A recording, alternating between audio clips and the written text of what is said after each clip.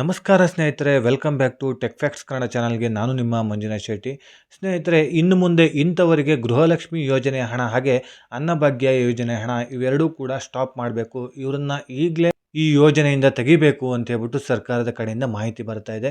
So ಅಧಿಕಾರಿಗಳಿಗೂ ಕೂಡ ಹೇಳಿದ್ದಾರೆ. ಸೊ ಎಂಥವರಿಗೆ ಇನ್ನು ಮುಂದೆ ಹಣ ಬರೋದಿಲ್ಲ, ಗೃಹಲಕ್ಷ್ಮಿ ಯೋಜನೆ ಹಾಗೆ ಅನ್ನಭಾಗ್ಯ ಯೋಜನೆ ಹಣ ಅಂತ ಕೂಡ ತಿಳ್ಕೊಳ್ಳೋಣ ಈ ವಿಡಿಯೋದಲ್ಲಿ.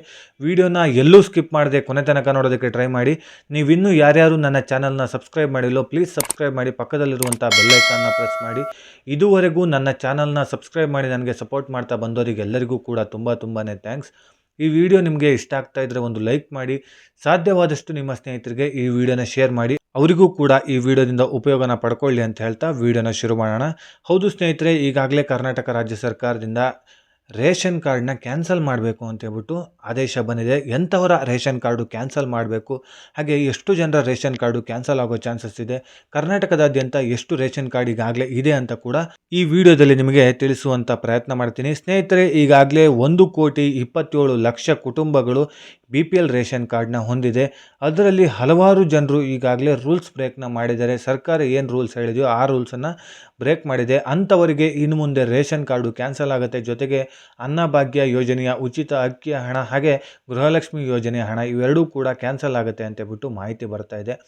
ಸೊ ಎಂಥವರಿಗೆ ಈ BPL ರೇಷನ್ ಕಾರ್ಡು ಕ್ಯಾನ್ಸಲ್ ಆಗುತ್ತೆ ಅಂತ ತಿಳ್ಕೊಳ್ಳೋದಾದರೆ, ವರ್ಷದ ಆದಾಯ 1,20,000ಕ್ಕಿಂತ ಕಡಿಮೆ ಇರಬೇಕು ಸ್ನೇಹಿತರೆ.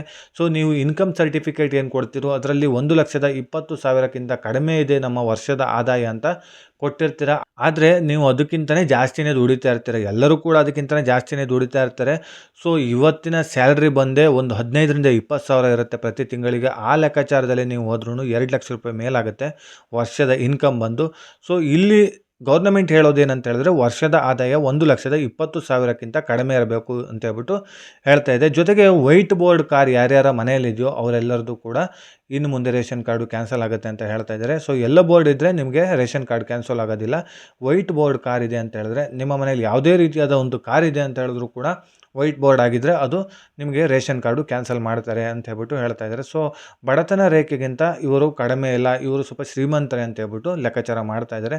ಸ್ನೇಹಿತರೆ, ಈಗಾಗಲೇ ನೀತಿ ಆಯೋಗ ಒಂದು ಸಮೀಕ್ಷೆನ ನಡೆಸಿದೆ. ಆ ಸಮೀಕ್ಷೆಯಲ್ಲೂ ಕೂಡ 5.67% ಅಷ್ಟು ಕರ್ನಾಟಕದಾದ್ಯಂತ ಬಡ ಕುಟುಂಬಗಳು ಇವೆ ಅಂತ ಹೇಳ್ಬಿಟ್ಟು ಲೆಕ್ಕಾಚಾರ ಗೌರ್ಮೆಂಟಿಗೆ ಕೊಟ್ಟಿದೆ. ಸೊ ಏನಂತ ಹೇಳಿದ್ರೆ 5.67% ಅಷ್ಟು ಬಡತನ ರೇಖೆಗಿಂತ ಕಡಿಮೆ ಇದ್ದಾರೆ. ಮಿಕ್ಕಿ ಉಳಿದಂಥ ಎಲ್ಲರೂ ಕೂಡ ಬಡತನ ರೇಖೆಗಿಂತ ಜಾಸ್ತಿ ಇದ್ದಾರೆ. ಸೊ ಈಗಾಗಲೇ ಕರ್ನಾಟಕದಾದ್ಯಂತ 80% ಅಷ್ಟು BPL ರೇಷನ್ ಕಾರ್ಡ್ನ ಹೊಂದಿದ್ದಾರೆ. ಅಷ್ಟು ಜನರಿಗೆ BPL ಕಾರ್ಡ್ನ ಕೊಡಬೇಕಾಗಿರುವಂಥ ಅವಶ್ಯಕತೆ ಇಲ್ಲ. ಅವರು ಫೇಕ್ ಡಾಕ್ಯುಮೆಂಟ್ಸ್ನ ಕೊಟ್ಟು ರೇಷನ್ ಕಾರ್ಡ್ನ ಪಡ್ಕೊಂಡಿದ್ದಾರೆ. ಅವರೆಲ್ಲರೂ ಕೂಡ ಬಡತನ ರೇಖೆಗಿಂತ ಕಡಿಮೆ ಇದ್ದವರಲ್ಲ. ಈಗಾಗಲೇ ಬಡತನ ರೇಖೆಗಿಂತ ಕಡಿಮೆ ಇರೋರು 5.67% ಅಷ್ಟೇ. ಹತ್ತತ್ರ 6% ಅಷ್ಟು ಜನರಿಗೆ ಮಾತ್ರ BPL ರೇಷನ್ ಕಾರ್ಡ್ನ ನೀವು ಕೊಡಬೇಕು. ಆದರೆ 80% ಅಷ್ಟು ಜನರಿಗೆ BPL ರೇಷನ್ ಕಾರ್ಡ್ನ ಕೊಟ್ಟಿದ್ದೀರಲ್ಲ ಯಾಕೆ ಅಂತ ಹೇಳ್ಬಿಟ್ಟು ಕೂಡ ಸರ್ಕಾರಕ್ಕೆ ಈ ನೀತಿ ಆಯೋಗ ಕೆಲವೊಂದಿಷ್ಟು ಸಮೀಕ್ಷೆ ಮಾಡಿ ರಿಪೋರ್ಟ್ನ ಕೂಡ ಕೊಟ್ಟು ಹಾಗೆ ಕೇಳಿತ್ತು. ಸೊ ಇದ್ರ ಪ್ರಕಾರ ಹೋಗೋದಾದರೆ ಹತ್ತತ್ರ 1 ಕೋಟಿಗಿಂತ ಜಾಸ್ತಿನೇ BPL ರೇಷನ್ ಕಾರ್ಡು ಕ್ಯಾನ್ಸಲ್ ಆಗೋ ಚಾನ್ಸಸ್ ಇದೆ. ಯಾಕಂತ ಹೇಳಿದ್ರೆ ಈಗಾಗಲೇ 1.27 ಕೋಟಿ ಕುಟುಂಬಗಳು BPL ರೇಷನ್ ಕಾರ್ಡ್ನ ಹೊಂದಿದೆ. ಅದರಲ್ಲಿ ಈಗಾಗಲೇ 6% ಅಷ್ಟು ಜನರು ಮಾತ್ರ ಈ ಬಡತನ ರೇಖೆಗಿಂತ ಕಡಿಮೆ ಇರೋರು ಅಂತ ಡಿಸೈಡ್ ಆದರೆ ಹತ್ತತ್ರ 1,10,00,000 ಜನರದ್ದು BPL ರೇಷನ್ ಕಾರ್ಡ್ ಕ್ಯಾನ್ಸಲ್ ಆಗೋ ಚಾನ್ಸಸ್ ಇದೆ.